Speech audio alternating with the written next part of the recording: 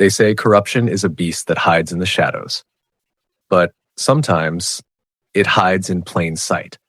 Not in an offshore account, not in a secret Swiss vault, but in something so ordinary you'd never think to question it. $184 a month. Where are you watching from right now? Wherever you are, take a second to imagine this. A grandmother's funeral is over. The obituary has run, the family has cried, hugged, and gone home. The headstone is set in place, and yet, months later, money tied to her name still trickles into a bank account. No one calls the bank, no one calls the government, no one checks. That's how this story begins, with a drip. It's July 9th, 2015. Dallas, Texas. Louise E. Crockett, 83 years old, passes quietly in her sleep. The obituary is small but heartfelt. She was the kind of woman people remember for the little things. The way she folded her letters before mailing them, the old ceramic cookie jar on her kitchen counter, the polite nod to every neighbor who passed by. Her granddaughter Jasmine stands graveside. She was raised by Louise after losing her mother at 7. Family meant something different to her. Smaller, tighter, almost defensive. That day, her grief was real. That much isn't in question. But what came after? That's where this story turns. Louise was a retired postal worker. Like many, she had earned Social Security survivor benefits. When she died, those benefits should have stopped. And for 3 months, nothing unusual happened. The account was quiet. Then, in October 2015, something shifted. The account, which had always been managed with paper statements and a checkbook, was switched to online access. Louise never used a computer in her life, and the first login didn't come from a family home. It came from a congressional staff server in Dallas. At first glance, it was nothing. There's no alert for dead woman's account accessed by granddaughter's workplace. Banks don't think like that. The Social Security Administration doesn't think like that. So the monthly payment, $184, resumed. 1 month, then another, then another. A year passed. 2 years. 4 years. By the time anyone would notice, it would have been nearly a decade. And who was the granddaughter? By 2020, Jasmine Crockett was a freshman congresswoman. Young, charismatic, a natural in front of a camera. She made headlines grilling witnesses in committee hearings, dropping sharp one-liners that went viral on social media. She branded herself as a fighter for transparency, for accountability, for truth. The irony would become unbearable later. Her speeches pulled in donations. Her online presence exploded. And somewhere, buried beneath all that noise, $184 a month kept flowing in from an account that should have been closed years ago. It wasn't just being collected, it was being moved. We have to pause here. You might be wondering, how does something like this happen? How can a dead person's benefits keep going out without a red flag? The truth is ugly in its simplicity. Bureaucracies are big, slow machines. They run on outdated systems and human shortcuts. Social Security relies on death records being submitted by funeral homes, by families, by local authorities. If no one submits them, the system just keeps going. And so this one small drip survived 9 annual budgets, 3 presidencies, and countless audits until one day it didn't. In 2025, the Social Security Administration's Office of Inspector General ran a new cross-check. It was designed to catch what they called zombie payments, benefits going to people who had died years earlier. Most cases were harmless errors. Someone forgot to send paperwork. A name was misspelled in the registry. That's the kind of stuff you expect. But when they reached Louise E. Crockett, the match was perfect. Dead in 2015. Active account in 2025. And then they noticed the destination bank account, not the original one tied to Louise's retirement. This account was newer, sleeker, routing to a private Chase account ending in 4732. They dug further. That Chase account had auto transfers. Every deposit from Social Security was redirected into another account. The name on that account? The Campaign Fund for Crockett for the People. That's when the air got colder. This is the part where in movies, a whistleblower steps out of the shadows. In real life, it was just a middle-aged audit analyst who had the patience to keep clicking. They saw that every year, Social Security sends a recertification form to make sure recipients are still alive. Louise's forms were being returned, signed.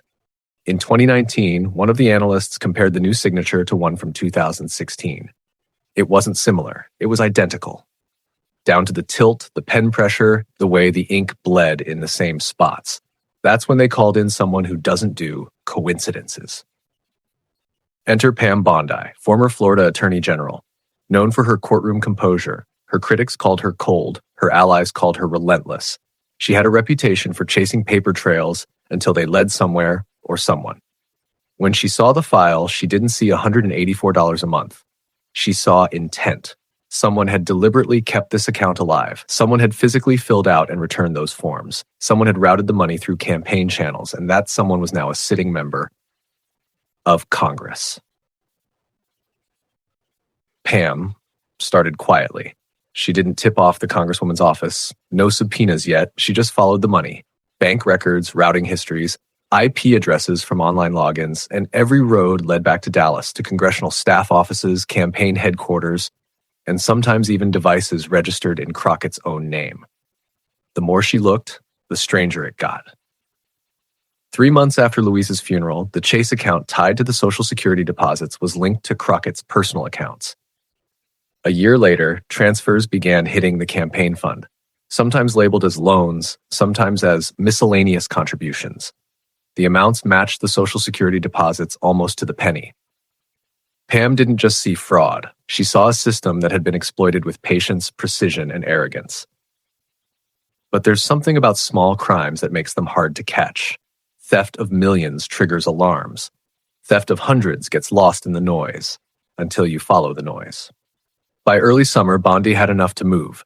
She prepared her exhibits, clean, clear, and devastating. Payment histories, death certificates, matching signatures, routing slips. She was ready for the public reveal. And so, one morning, the Rayburn House office building filled with reporters. Cameras clicked like soft rain. The air felt charged, like everyone knew something big was about to break. Pam sat straight backed at the witness table, hands steepled, eyes locked ahead. She wasn't there to speculate. She was there to show exactly how a grandmother's death certificate had been turned into a campaign ATM. The storm was about to hit. That's where we leave the story, not at the climax, but at the edge of it, the moment before the first public shot is fired. Because what came next wasn't just about $184. It was about trust and how quickly it can evaporate when the drip becomes a flood. You could feel it in the air that morning. Not the heavy summer heat rolling off the Potomac, but the other kind, the static hum that comes when a public mask is about to crack. The Rayburn House office building had hosted its share of political theater before, but this was different. Nobody was talking about policy. Nobody was counting votes. People were here to see if a rising star in Congress was about to fall. At the witness table sat Pam Bondi, same straight spine, same stillness. But today, the calm wasn't just composure, it was control. She had the evidence, she had the witnesses, and she had a plan to deliver it piece by piece, like tightening a noose. Across the room, Jasmine Crockett's nameplate sat in front of an empty chair. Her absence was the first headline of the day. The hearing opened, the cameras blinked on, and Pam began. She didn't raise her voice. She didn't need to. Behind her, a monitor lit up with Exhibit A, 10 years of Social Security deposits into the account of Louise E. Crockett, dead since 2015. Routing number to a Chase account ending in 4732. Exhibit B, death certificate certified by Dallas County. Exhibit C, recertification forms from 2016, 2017, and 2019, identical signatures line for line. Then came the quiet dagger, the return address on those forms. Not a residence, not a law office, a P.O. box registered to Crockett's campaign headquarters. The murmurs in the press gallery grew louder. Pam spoke directly to the committee. These payments did not continue by accident. They were maintained deliberately, and they were moved into accounts tied to political activity. This is not an administrative oversight. This is a pattern. She paused just long enough for the words to sink in before calling her first witness. Marcus Helm shuffled in, former campaign treasurer for Crockett for the People. His tie was crooked. His hands shook slightly as he was sworn in. Under oath, he told his story. In late 2021, he said Crockett instructed him to reclassify deposits from the 4732 account as miscellaneous contributions. When he questioned it, she told him the money came from her grandmother, Legacy Family Support, and that they were simply borrowing it until the FEC catches up. Did you know Louise Crockett had died in 2015? Pam asked. No, ma'am, Helm replied, voice cracking. Not until this hearing. Pam leaned forward. Did you tell anyone else about your concerns? Yes. I emailed Sandra Phelps, her chief of staff. She told me to stay in my lane. I kept the email. On screen, Exhibit E appeared, the email in question. Don't flag anything from 4732. If you're worried, talk to legal, not me, and delete this message.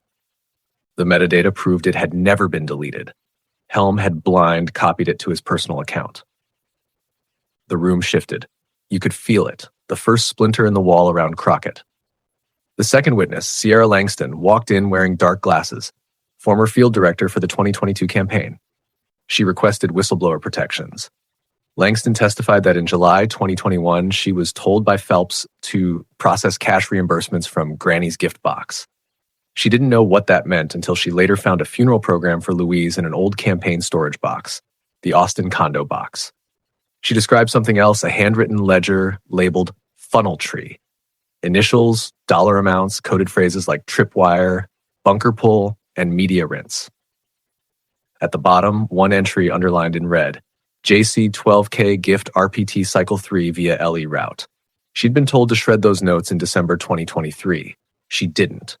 Instead, she hid them in a storage locker under her brother's name in Waco. Pam brought them up as Exhibit G.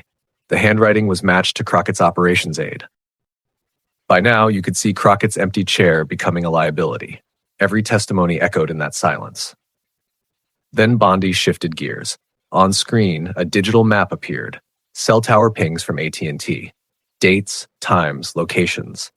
The data showed campaign devices at the Austin condo within an hour of electronic transfers out of the Chase account. 2 of those times, Crockett's official congressional phone had been powered down. This is not coincidence, Pam said. This is logistics. She followed with ATM camera stills, cash withdrawals made within 500 yards of unregistered devices that then traveled to Washington within 24 hours. The implication was heavy. Cash was being pulled, moved, and reintroduced far from the source. The break came when the committee recessed for outside. Reporters swarmed around anyone to talk.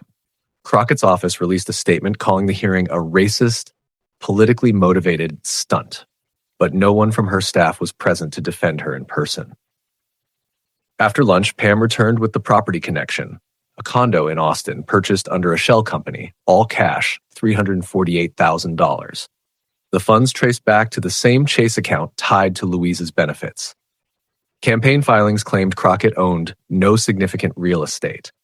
When asked under oath about the condo, she invoked the Fifth Amendment. It was the first time her legal team had spoken for her directly. The gasp from the gallery was audible. By day's end, the narrative had shifted. This wasn't just about Social Security fraud anymore. It was about campaign finance violations, property concealment, and a possible laundering network. And Pam wasn't done. Day 2 began with Sandra Phelps herself, Crockett's chief of staff, resigning and submitting a sworn affidavit. She admitted she'd been instructed multiple times to cycle legacy disbursements, code for the Social Security payments, through auxiliary accounts to stabilize campaign cash flow. She knew it wasn't legal. She said she was threatened with termination if she spoke. Her words, read into the record, landed like a hammer. I deeply regret my role. I did it anyway. That's when the cracks in Crockett's defenses widened. 2 senior staffers quit mid-hearing. Crockett's official House bio page briefly disappeared from the government site, then returned with edits. Her re-election website quietly removed donation links. And behind all that chaos, Bondi was still tightening the net. She unveiled a seized iPad found in a locked cabinet at a Dallas community center linked to one of Crockett's oldest political allies, Reverend Curtis Alustin. Inside was a spreadsheet titled Legacy Ledger, every Social Security deposit for 10 years, route codes for each transfer, and notes tied to campaign filing deadlines. Some rows were marked burn after reading. 3 names matched witnesses already called. One note read SSA flag May. Pam didn't say the words money laundering. She didn't have to. When the hearing adjourned that day, the room wasn't buzzing like before. It was quieter now, heavier. The story had moved from spectacle to inevitability. The question wasn't whether Crockett was in trouble. It was how deep the trouble went and how fast the ground was going to give way beneath her. The fifth day didn't begin with speeches or smiles. It began with silence, the kind of silence that feels heavy in your chest, like the moment before a storm makes landfall. Pam Bondi was in her seat by 8:59 a.m. alone, flipping through a thin black folder. No aides, no reporters leaning over the rail for a quote. Just her and the evidence. On the other side of the room, the chair for Congresswoman Jasmine Crockett sat empty. Again. And then, at 9:07, the door opened. She walked in. The woman who had built a reputation on defiance looked undone. Hair unstyled, suit wrinkled, eyes swollen. Her stride was slower than before, and the energy, the sharp, viral soundbite energy, was gone. She took her seat beside her lawyers and stared at the desk. For weeks, she had fought every inch, denied every claim, leaned on political branding like a shield. But the weight of what was coming had finally landed. Pam didn't even look at her at first. Instead, she rose and held up a small USB stick. "What I am entering into the record," she said evenly, "is a recording made on April 18th, 2024 by an intern in the Crockett Congressional Office. The committee has reviewed and authenticated it." She clicked play. Jasmine Crockett's voice filled the room. "They're going to audit us. I already got a soft warning from FEC. We cannot keep the Phelps route open. I need new fronts. You got cousins, right? Use their names, use anything, but keep the money moving. Without it, the machine stalls." A second voice, unconfirmed but believed to be her digital operations aide, replied, "I can filter it through the San Marcos LLC. They don't report quarterly." Crockett again, "Good. Then burn this thread. You know what to do." The clip ended. It was the kind of moment you can't take back. Not a paraphrase, not an allegation. Her voice, her words, her intent. The silence after was suffocating. Even her lawyers paused their scribbling. Pam let the gap hang in the air before speaking. "We cross-referenced April 2024 campaign filings. There was indeed a $40,400 donation from a San Marcos-based LLC with no employees, no public address, and no state tax records. That entity dissolved 5 days later. That is structuring, and it is illegal." At 10:14 a.m., Crockett's press secretary resigned, live via X. By 11:02, two senior staffers walked out of her office in full view of the press. The image spread instantly, aides carrying boxes while reporters shouted questions. She was hemorrhaging her inner circle in real time. But Pam wasn't finished. At 9 a.m. that very morning, she had filed a formal criminal referral to the Department of Justice. The charges: wire fraud, theft of government funds, campaign finance fraud, witness tampering, conspiracy to obstruct justice. 30 minutes later, she returned to the room with a document marked Joint Statement of Federal Referral, signed by the Social Security Inspector General, FEC Legal Counsel, and the DOJ Special Counsel. It was rare to see three agencies align this quickly. It meant one thing. They believed the evidence was airtight, and they believed the risk of ongoing fraud was real. At 12:26 p.m., Capitol Police entered the chamber quietly and approached Crockett's lawyers. They didn't arrest her on the spot, not yet, but the message was clear. She was no longer just a politician under scrutiny. She was a criminal case in motion. By 1:13 p.m., her congressional office was sealed under a federal warrant. The political unraveling was just as fast. By 2 p.m., her photo was removed from the official DNC website. By 2:47, the House Democratic Caucus issued a statement calling the allegations deeply troubling and under full investigation. By 3:14, her re-election website went offline completely.